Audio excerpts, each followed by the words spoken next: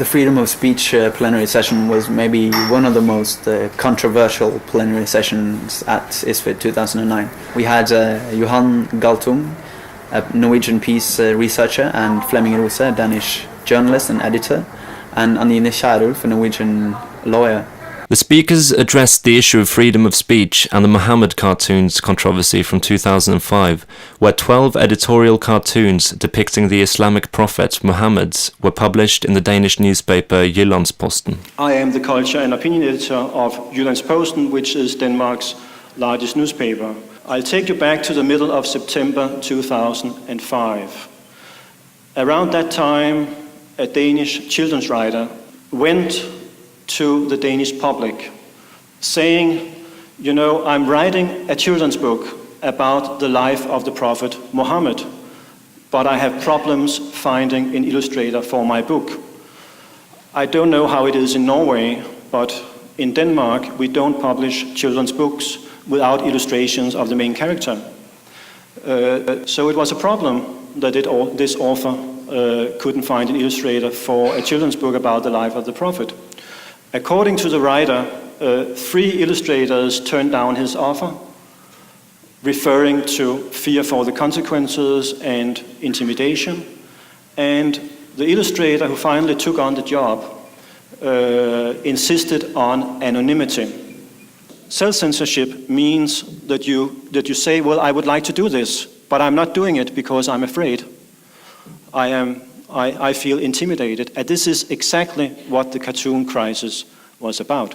Well, this story was published on the front page of most Danish newspapers September 17th, 2005. The following Monday, we had a discussion inside the newspaper about how to follow up on this story. And a reporter suggested, well, why don't we ask illustrators in Denmark to make a drawing of the Prophet, and then we can find out if there really is this self-censorship or not. So that same evening I wrote a letter to them, inviting them to draw the Prophet as you see him. This is very important. It was a very neutral instruction because the point was not to offend Muslims. The point was to put focus on this issue of self-censorship. And if you look at the cartoons, they are very different, both in the way how they represent the Prophet. In fact, only 3 of 12 cartoons break the ban on images of the Prophet. There is a classical principle in journalism which says, don't tell it, show it. There are certain things that I will not publish in Jyllands-Posten. For instance, I will not publish a pornographic picture on the front page. I would also not publish graphic photographs of dead soldiers. And that's my limits, but I'm not trying to impose those limits on other publications in Denmark. What happened during the cartoon crisis was that a group of Muslims, I'm not saying all Muslims, some Muslims were saying, these are our limits, and because they are our limits, we want to impose them as your limits as well. And I think that's a totally different case that is incompatible with living in a modern secular society. I would say that the publication of the cartoons, in fact, was an act of recognition of Muslims in Denmark as being part of our society. It may sound odd, you may laugh, but by publishing the cartoons, we were treating the Muslim community as we treat every other group in our society. In a democracy, you have many rights. You have the right to vote, you have the right to freedom of assembly, you have the right to freedom of movement, you have the right to freedom of religion, you have the right to freedom of expression, but the only right you do not have in a democracy is the right not to be offended. In February 2006, Galtung participated in a mediation session, and in his speech he shared of his experiences from his work on the conflict. And the second point that in a sense astonished us even more, and that was the refusal of dialogue. That this was not a topic to be discussed. We encountered the freedom of expression fundamentalism as if the West had discovered a new God, monotheistic one called freedom of expression. When the representative of Danish Muslims demanded a dialogue with the Prime Minister, it was refused. There was nothing to discuss. Freedom of expression. In other words, they felt there was an arrogance beyond limits. The day the response to the Secretary General of the OSCE became known, the burning of the embassies started. The flags and the boycott. To trace the grey line between freedom of expression and freedom from humiliation. Since I believe in both of them, I'm not here in order to preach freedom of humiliation. I'm here to explore the possibility of two of them at the same time. And I think freedom of expression is beautiful. I wish I had it. I would have probably stayed in Norway if I had had it. So if you have nothing to say, freedom of expression comes handy. Humiliation, what is that? I met a physician in the US Army who looked very drab and grey and looked like a shadow of himself. As a physician, he had been asked by the Army unit to give a seminar of the most vulnerable points of the human body for silent killing. In other words, be an expert. Where is it you hit, and how do you hit? In order to bring about, at the minimum risk for yourself, the maximum damage to the other. Incapacitation. He refused. He said there was something called the Hippocratic Oath, namely to save and promote life and health, not the opposite. So he was frozen out of the army, seen as a traitor, denounced as a communist. Today it would have been terrorist. They update the vocabulary sometimes. So it was quite clear what happened. How do we verbally hurt the maximum hurt? What is the nature of humiliation? Well, it's to attack and to question that which is sacred to somebody. Many uncountable amounts of painters have done it to Jesus Christ. But to project Christian norms on another religion, one should not do. I think a cultured person, a civilized person, knows such things. We have to respect it. Does that mean that we cannot discuss Judaism and we cannot discuss Islam? Not at all. The question is finding the way to do it. The freedom of expression fundamentalists, the fanatics, they exist. They exist, and it's not very difficult to find out where they are. They are journalists, editors, and authors.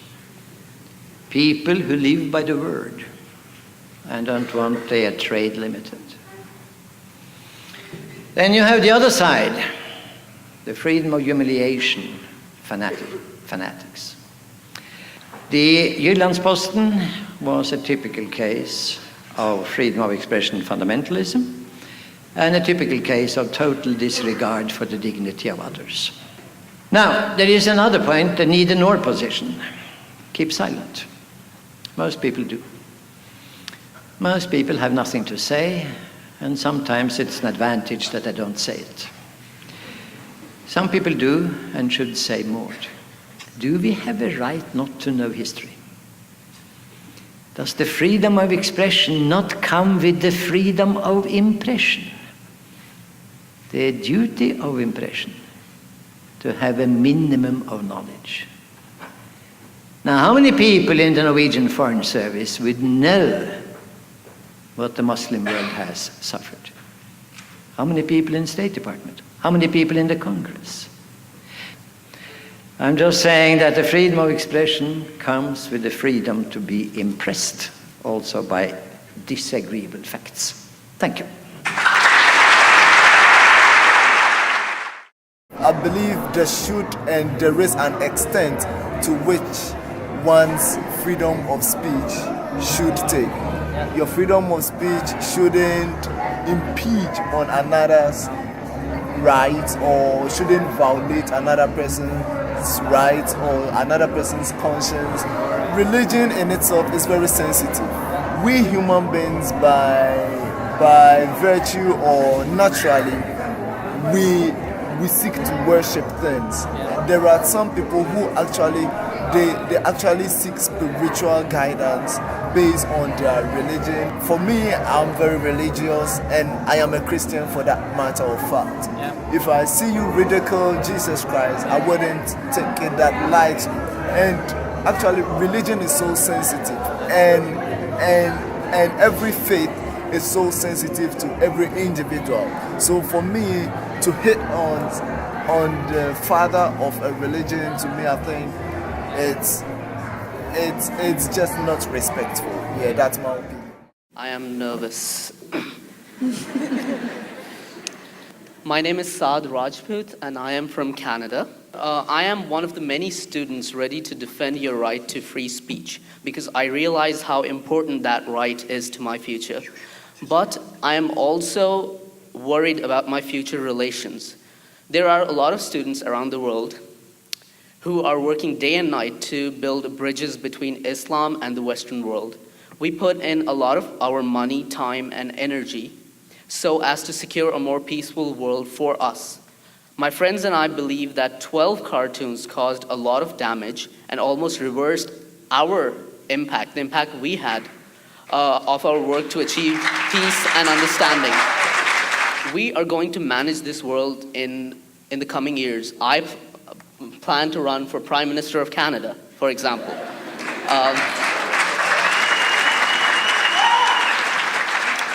My question is, why should we have to suffer for the experiments of a newspaper?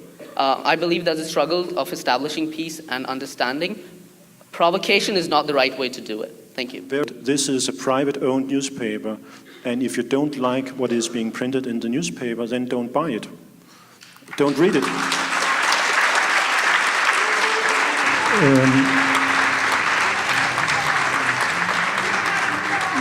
Then I would also say... So the debate was quite heated, and both in the panel and among the participants. Like the people who are taking refuge in your country, there are many Muslims over there. There's a whole population. You said like by you giving them kind of an equal status, like you make fun of Christian symbols, you make fun of Muslim symbols also, and in your way, it's like you making them feel at home. I mean, are you inviting them? You're making them feel at home by hurting their sentiments? And what kind of a welcome is that? That's all. Thank you. And tolerance implies that you are willing to accept the pain of being exposed to point of views that you don't like. Okay. Professor Galton. Yeah, Professor Galton, please, you had a response. I'll just make a couple of quick points. I think you overstepped the limits, and I don't think it had anything to do with submission. I think it was lack of respect. If you don't attack the mother of a political opponent, it is not because you are submitting, it's because you have some respect inside yourself. And I quote that example because it's often used by Muslims as parallel to the cartoons. Now, that is one point. Second point, if the major story you wanted to tell was self-censorship, tell the story of self-censorship. You don't have to offend Muslims for that reason. You humiliated Muslims for your own particular purpose. Your purpose is entirely warranted, but you didn't have to publish cartoons with 3 highly offensive cartoons in them. The debate around it is quite heated, and I think that shows it's an important debate to take, and I'm really happy that we could do it at ISFiT.